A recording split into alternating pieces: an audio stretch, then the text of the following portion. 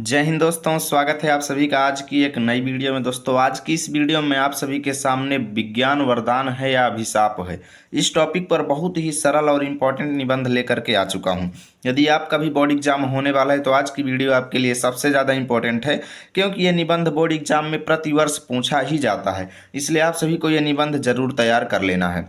तो चलिए बिना देरी को ये वीडियो की शुरुआत करते हैं और देखते हैं कि विज्ञान वरदान है या अभिशाप है, इस पर हम लोग कैसे निबंध लिख सकते हैं। मैंने निबंध को बहुत ही सरल शब्दों में लिखा है, जो कि आपको बहुत ही आसानी से याद हो जाएगा। ठीक है, तो देखिए दोस्तों, किसी भी टॉपिक पर आप निबंध लिखते हैं, सबसे पहले उस टॉपिक को ऐसे ही काले स्केच पेन से बोर्ड एग्जाम में हाईलाइट करके लिखना है। उसके बाद आपको ऐसे ही हेडिंग बनाना है, रूपरेखा, जिसमें पहली हेडिंग रहेगी प्रस्तावना, दूसरी हेडिंग विज्ञान वरदान है, और तीसरी हेडिंग विज्ञान अभिशाप है, चौथी हेडिंग विज्ञान का महत्व, और पांचवी हेडिंग में हम लोग उपसंहार। उपसंहार में हम क्या करते हैं कि इस समस्या यानी विज्ञान वरदान है या अभिशाप है, इसके बारे में हमारे क्या विचार हैं वो हम उपसंहार हेडिंग में लिखते हैं।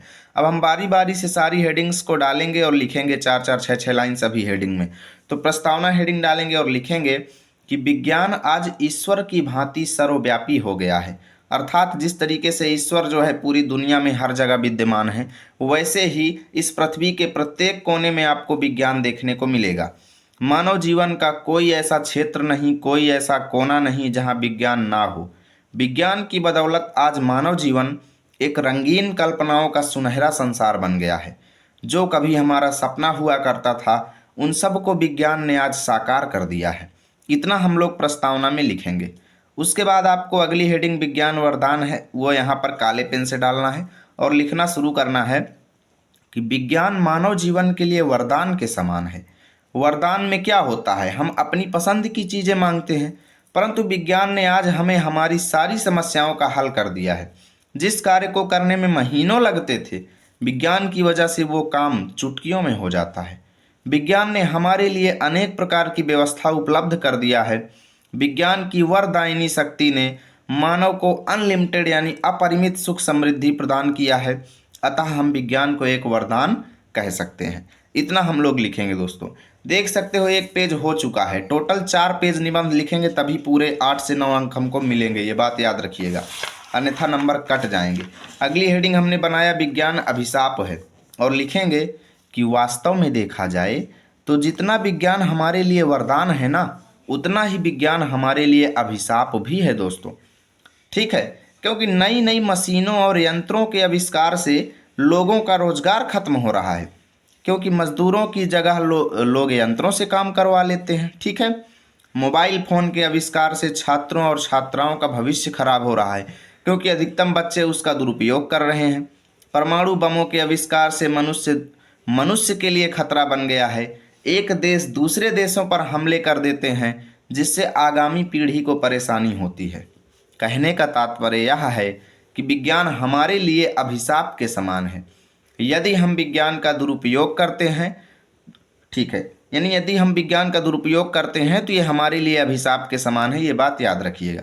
आगे लिखेंगे, अतः विज्ञान एक धारदार तलवार की तरह है, जिससे हम लोग दुश्मन का गला भी काट सकते हैं, लेकिन गलती से अपना भी गला उससे कट सकता है। जैसे तलवार जो होती है उससे दुश्मन का गला भी कट सकता है, लेकिन धोखा हो जाए तो अपना भी कट सकता है। उसी तरीके से विज्ञान भी क्या है दोस्तों, एक तलवार की तरह है, जिससे हमको फायदा तो होता है, लेकिन अगर गलती हो गई तो हमारा नुकसान भी बहुत ज़्यादा हो जाता है। अर्थात यदि हम किसी भी वैज्ञानिक यंत्र के बारे में नहीं जानते हैं भैया, तो उसका दुरुपयोग ना करें तो ही ठीक है भाई, उसका हम उपयोग ही ना करें। क्योंकि यदि हमको 2 पहिया चलाना नहीं आता तो हम बिल्कुल भी ना चलाएं, उसको सीखें पहले अच्छे से, उसके बारे में नियम कानून जान लें, तभी उसको चलाएं। अब पता नहीं बन नहीं रहा है, बस चल दिए, ले गए कहीं पे लड़ा दिए और चले गए, है ना। यानी जो चीज़ हमसे नहीं बनती है उसका उपयोग ना करें तो ही ठीक है, अन्यथा वह हमारे जीवन के लिए खतरा हो सकता है। और इस प्रकार हम कह सकते हैं कि विज्ञान एक अभिशाप के समान भी है। इतना हम लोग लिखेंगे। देख सकते हो एक हेडिंग में एक पेज पूरा लिखा है। अब देखिए आ चुका है तीसरा पेज। देखिएगा टोटल कितना बड़ा निबंध आपको एग्जाम में लिखना है तो पूरे अंक मिलेंगे। हेडिंग आपको बनाना है विज्ञान का महत्व, और लिखना है विज्ञान का महत्व मनुष्य के जीवन में कई क्षेत्रों में दिखाई पड़ता है, जिनमें से कुछ प्रमुख क्षेत्रों का वर्णन इस प्रकार है।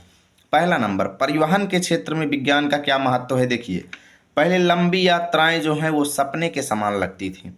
किंतु आज के समय में रेलगाड़ियों, मोटरों और वायुयानों ने लंबी यात्राओं को अत्यंत सुगम व सुलभ कर दिया है। धरती ही नहीं, चंद्रमा पर भी हमारे भारतीय वैज्ञानिकों ने विजय प्राप्त कर लिया है।